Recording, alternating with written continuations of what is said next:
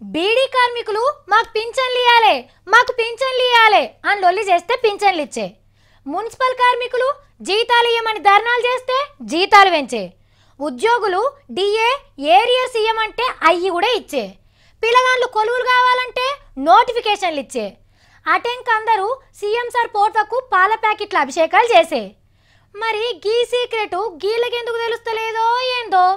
పాల ప్యాకెట్లు పట్టుకొని సీఎం సార్ దగ్గర కొన్రి, మీ పని అయిపోతుంది. అట్టిగా ఆళ్ళ మాటలు పట్టుకొని ఆగమాగం కాకుండ్రి.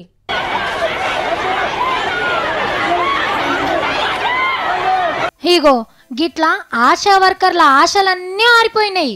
అరే తెలంగాణ వచ్చినాక అందరికి జీతాలు పెంచిండ్రు, మరి మాకెందుకు పెంచరు అని చలో అసెంబ్లీ కానీ వస్తా అంటే 7 కాడికి అరెస్టులు చేసిండ్రు పోలీసోళ్ళు. దొరికినోళ్ళని దొరికినట్టు వ్యాన్లకి ఎక్కిచ్చిండ్రు. అటు ఇటు నూకేసుకున్నట్లా కొందరికి దెబ్బలు కూడా తగిలినాయి. మరి మనం గీ అక్కని అడుగుదాం. అక్క, ఎవరిని కలుద్దామని వచ్చిండ్రు, ఏంటి మీ ముచ్చట? అప్పుడు ఏమన్నా ధర్నా చేయొద్దు, ఒక ఆడపడితే ధర్నా చేయొద్దు. నీకు నేను స్వయంగా నా ఇంటికి వచ్చి నన్ను అడగాలి అని చెప్పిండు. ఇప్పుడు నిన్ను స్వయంగా అడగడానికి సుధా నీకు వీల్లేదు. మేము ధర్నాలు చేస్తే సుధా మనం చేయనిత్తలేవు. ఎందుకు చేయనిత్తలేవు? కారణం ఏంది? ఇన్నొద్దులు పెద్ద సార్కు తెలవనట్టున్నది మీ ఉద్యమం గురించి.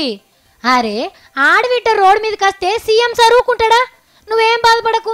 ఇప్పుడు నువ్వు చెప్పినావు కదా, ఇంటికే పిలుచుకొని లడ్డూలు తినబెట్టి మరి మీరు అడిగిన దానికంటే ఎక్కువనే జీతాలు పెంచుతాడు అని అంటున్నారు. గప్పట్ల గిట్లనే లొల్లి చేసి సార్ చేతితోని నోరు తీపి చేసుకున్న సఫాయి కార్మికులు.